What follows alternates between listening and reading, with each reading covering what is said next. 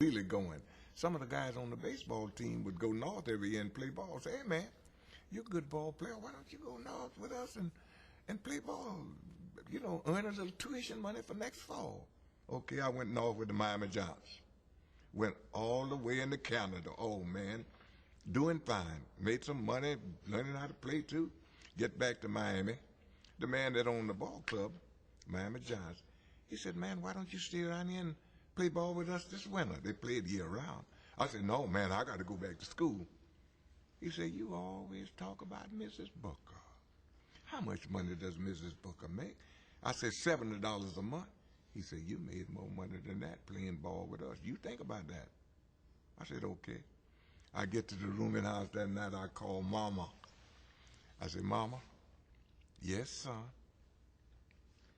I'd like to sit down here and play ball this winter. She said, no, boy, you got to go back to school. I said, Mama, I made more money than Miss Booker. She said, son, Mrs. Booker can work on that job till she's 70 if she cares to.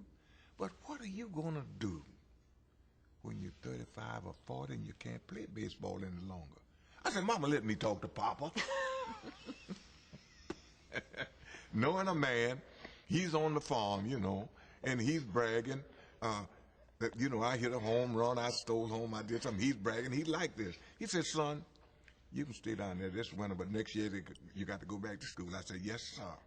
Had a good time down in Miami, played ball all winter, made some money. Next summer, go north again, go up there. I can play pretty good now. And get back to Miami that fall, time for me to go back to school. Adolph Luque, Havana, Cuba. He was there waiting for me. I want you to come to Havana and play on my team. I'm going to pay you $700 a month and all expenses paid.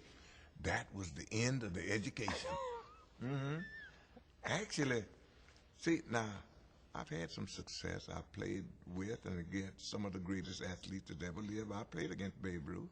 I played against Bobby Feller, played against Dizzy Dean, played against Josh Gibson, Cool Papa Bell, played with Satchel Paige. So I've had some success there.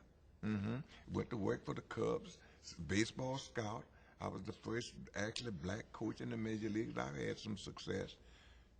But I never know what I might have been had I been able to attend Sarasota High School or matriculate at the University of Florida. I don't know what I might have been.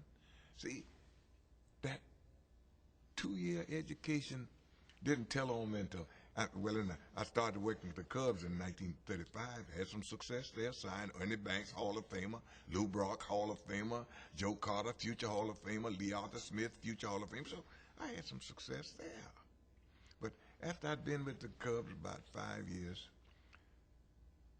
the general manager passed. And Mr. Wrigley said, I'm going to get a general manager from the organization. See, now, I knew every ball player in the Cub organization. I knew more about the Cub system than anybody there. Not that I was smarter than everybody, but why I knew so much about the Cub system, I went to spring training with the Cubs. I worked the Cub ball player. When they left, I worked the AAA team. When they left, I worked the AA team. They left, I worked A right on through D. See, I knew every kid in the Cub system. I knew every manager. I knew every coach. I knew the general manager. I knew the owner, Mr. Wrigley. So the general manager passed. He said, I'm going to get a general manager from the organization.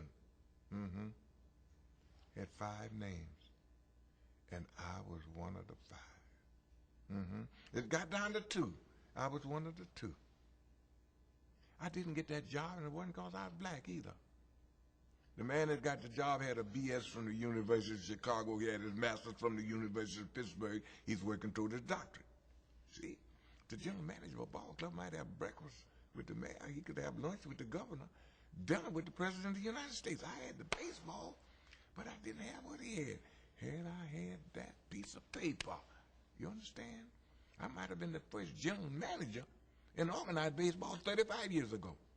That's why I tell these kids, you got to be prepared. You got to be ready.